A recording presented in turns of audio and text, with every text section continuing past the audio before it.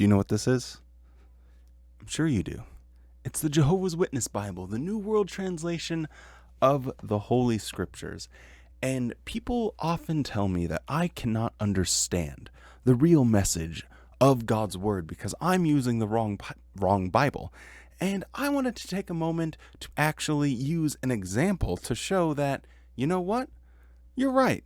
The Jehovah's Witness Bible, the New World Translation, whatever you want to call it, does have some fundamental flaws for understanding the Scriptures. But I think that this actually speaks to something bigger when it comes to how careful we need to be when actually evaluating the Scriptures. Please join me for one of my famous rants. Well, I'm not famous, so just join me for a rant. Intro.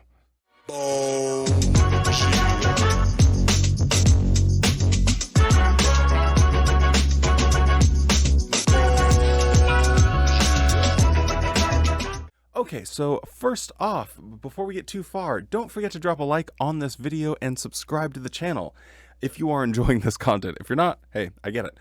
I can talk about some controversial things that sometimes people just don't like, but I like to be honest, I like to be informative, and try to have a little bit of fun. This video is not going to be as much fun because it's one of my rants, and my rants are never as funny, but they are informative. So, first off, I would like to use an example of how the Watchtower does their scholarship. And I think it's one of the clearest examples that I could think of because they start with a conclusion and then they change what's actually in the text in order to fit that conclusion. And that is a fundamental flaw that we're going to look at real quick. So, for this one, I think I might have talked about this before, so it's hard to keep track, but we'll go pretty quick here. It has to do with Exodus. There's lots of different examples, but we're just going to use Exodus chapter 7. And everyone knows the story in Exodus. Moses and Aaron let my people go. Then Pharaoh says, no, I don't really want to. But in the Bible, why does Pharaoh say no? In Exodus 7 verse 3, again, this is one example. There are many. It says, this is the New World Translation, by the way. It says, as for me, I will allow Pharaoh's heart to become obstinate. So God is merely allowing Pharaoh to exercise his free will. Oh boy, oh boy, oh boy. Hold on to your seats. New International version. But I will harden Pharaoh's heart. New Living Translation. But I will make Pharaoh's heart stubborn. New English Standard Version. But I will harden Pharaoh's heart. Berean Study Bible. But I will harden Pharaoh's heart. King James Bible. And I will harden Pharaoh's heart. New King James Bible. And I will harden Pharaoh's heart. New American Standard Bible. But I will harden Pharaoh's heart. And on and on and on and on and on. The difference is very important. In one instance from the New World Translation, it says, well, I will allow Pharaoh's heart to be hardened. Every single other Bible translation out there says, I being God, will harden Pharaoh's heart. So he was actively using Pharaoh as an example. Now, a way to just double down on this is you can look at Romans chapter 9. It gives this example of how you don't have any choice of whether or not you are going to receive God's gift, because he is already it goes through in Romans chapter 8, and then it carries on the same thought in Romans 9. I'm not going to go over the scriptures, or else this is going to be 3 hours long, but look it up for yourself, read it with an open mind. God, foreordains and preordains what's going to happen, and it doesn't really matter what you do. And as an example of this point that Romans chapter 8 and 9 is making, it uses the example of Pharaoh. I think it's like Romans chapter 9, like 16 and 17. It uses the example where it says, for that very reason, for that very purpose, I made Pharaoh's heart hard so that way I could demonstrate my power. And in the Witness, the New World Translation, it waters down this whole notion. Now, the big question, because you can do the research yourself, or you can not, it's just what it is. The big issue that I have with this is the reason why they're doing this. So why do the Jehovah's Witnesses, why does Watchtower, when they are deciding the wording that's going to go into the Bible that they are primarily going to use, why do they have something different than what every other translator that's ever looked at all of the manuscripts? Well, they tell you. In their material, they will say directly to people's face, when translating the Bible, we try and take into account the overall message. We try and take into account the principles that we know, what we know about God. And if something seems to contradict that, then we have to take into account, well, we know God is a loving God. Why would he make Pharaoh's heart hard? That would be an unloving thing to do. Therefore, he didn't make his heart hard. He only allowed it to happen. I'll say that again just to make sure the point is very clear. They take a conclusion. God is a loving God. They read the Bible, they read the manuscripts, and see God did something that is clearly unloving. Well, those two things can't exist in the same book. So what are we going to do? Well, because we already know that God is loving, he could not have done this thing. Therefore, we'll just tweak the words a little bit, and he only allowed Pharaoh's heart to become hard. He wasn't the one actively doing it, even though, based off of all of the textual analysis that we can do, that would be the correct way to translate it. Now, I think this is one of the clearest examples of reading doctrine into, oh, there's a fruit fly, of reading doctrine into the text itself. And this becomes wildly dangerous when it comes to understanding what the heck is going on with the Bible. Okay, so to move along in our point, we are going to do a little experiment. So try and keep track, and let's see how you guys do in evaluating things that are presented to you. Is this a mouse to my computer, or is it not a mouse to my computer? Is this the keyboard to my computer, or is it not the keyboard to my computer? Is this a Starbucks coffee cup, or is it not a Starbucks coffee cup? Is this some fizzy water, or is it not fizzy water? I won't insult your intelligence anymore, but the point will be made clear soon. When you see this, and it's undeniable, right? This is obvious. I'm sitting at my computer. This is the mouse to my computer. This is the keyboard. You could follow the evidence and actually make a logical conclusion.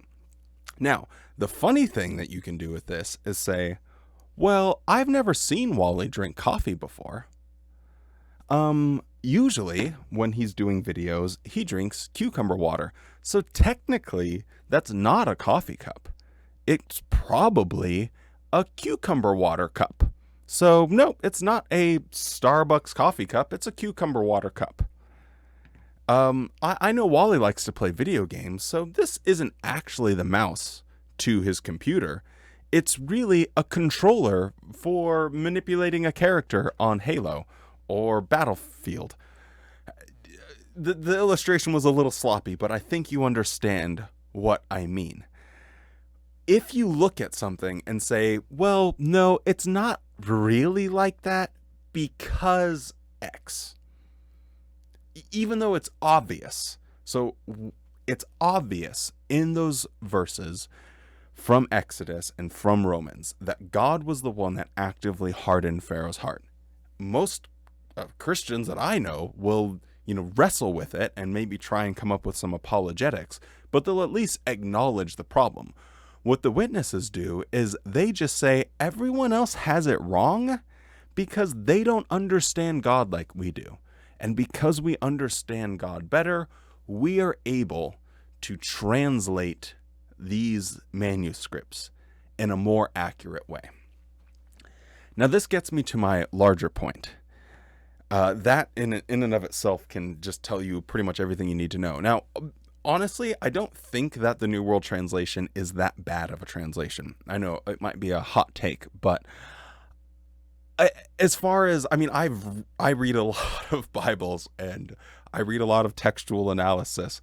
My videos are trying to be less than 30 minutes, so I can't have a 3-hour long session where I'm not saying anything funny and I'm going through this really boring stuff. Yes, there might be like 20 of you out there that would really appreciate that, but I don't have the wherewithal to do 3-hour long videos where I break down all of these things. So I try and keep it short. So it's not ignorance on my part. It's just trying to make the information as digestible as possible. So the real issue, though, is, well, at what point do you hit that you say, well, I understand the Bible more than this person over here. I understand what's really going on, to the point where this is no longer a keyboard. This is my gaming controller. This is no longer a coffee cup. It's my cucumber water container.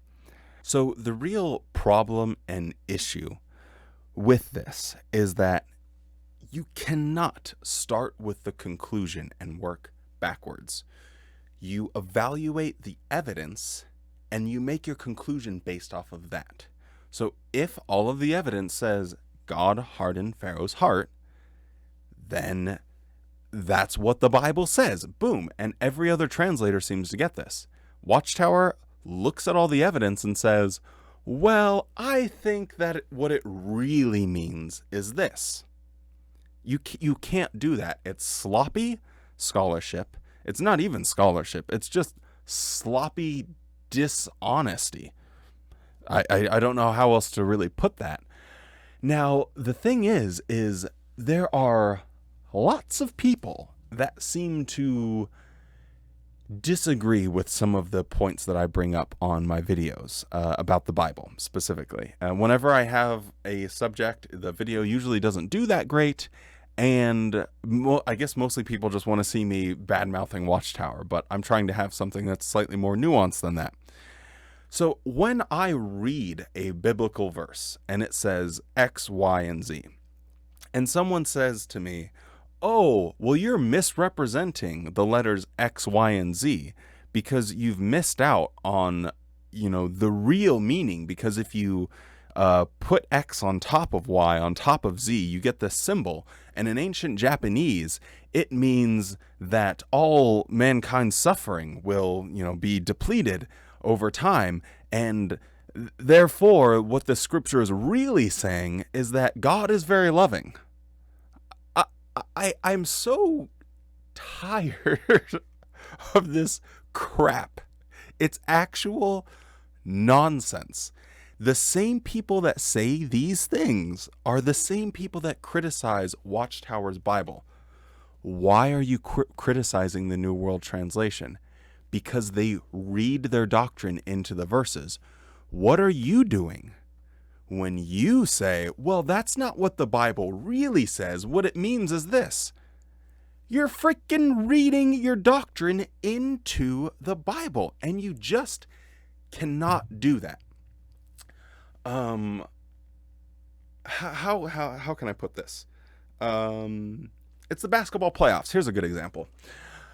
Imagine that, I'll just use well-known examples in case people aren't sports fanatics. Imagine if the Los Angeles Lakers and the Boston Celtics are playing in the finals. Okay, so for an NBA game, you're going to have 3 officials.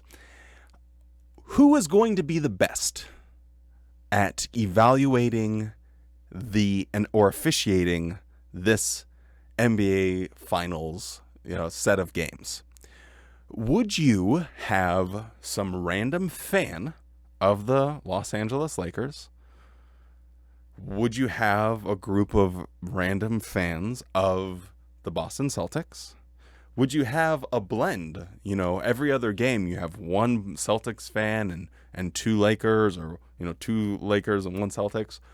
Or would you have people that have literally spent their entire lives in officiating games and understanding all the nuances on the rules? They have to go through, rigorous courses and testing and protocols. Therefore, they know exactly how to call certain situations. And they have zero biases. They're not bringing any biases in to the event. Who would you rather have officiate that game if you wanted it to be honest, fair, good competition? I think it's pretty obvious, right? When you bring biases into a situation, you're inherently going to have issues and problems, especially when you get to the point where you're interpreting things. Because then it doesn't really matter like what's on the page. If you can interpret it with whatever conclusion you've already pre-established in your mind, then there's no even reason to have this book. You can just write your own version of the Bible, which is what people claim the Watchtower do, and then they turn around and do it themselves. They say, oh, well, the witnesses, they didn't have the real understanding of the Bible. Oh, and you do. You, the person that was born into a Christian faith that has looked at only one side of the evidence, has not actually done, because I highly doubt that people that do send me these messages have actually done any sort of biblical criticism, like the hard work. It's not easy. It takes many hours, and honestly, it's probably not worth it. And I'm just a nerd, and so whatever. But how are you going to say that you, being a Los Angeles Lakers fan, is going to be better and more insightful at officiating or evaluating the evidence presented? If you have ever watched, or if you do watch sports or have ever been with someone, whoever's rooting for the team that they're watching, they always blame the referees. You've seen this jackass that's always like, oh, I can't believe they made that call. Oh, the whole thing is rigged. Oh, these referees are terrible. They're the worst. And I always laugh. And I'm a pretty big basketball fan, so I sometimes feel these things, but I try and be a little bit more nuanced and say, well, yeah, that was a good call. Yeah, that was a bad call. No sports game has ever been decided by the referees, like big sports game. They make bad calls, right? Sometimes they go one person's way, sometimes they go the other person's way, but it's the bias of the fan, the person that has something like emotionally attached to the game, that is making them feel that, oh no, this is a complete injustice. They're not getting it right.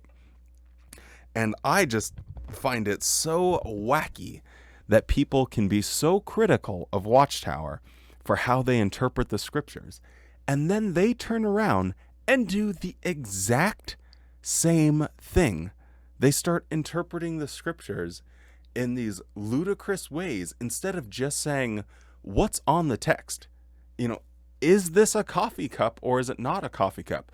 Well, you couldn't understand if it was a coffee cup because you don't understand Wally and the beverages that he drinks, and you can do all this crazy stuff. Or you can say, this is a coffee cup. What's inside of it? It's lukewarm coffee. Boom. We don't have to say anything else.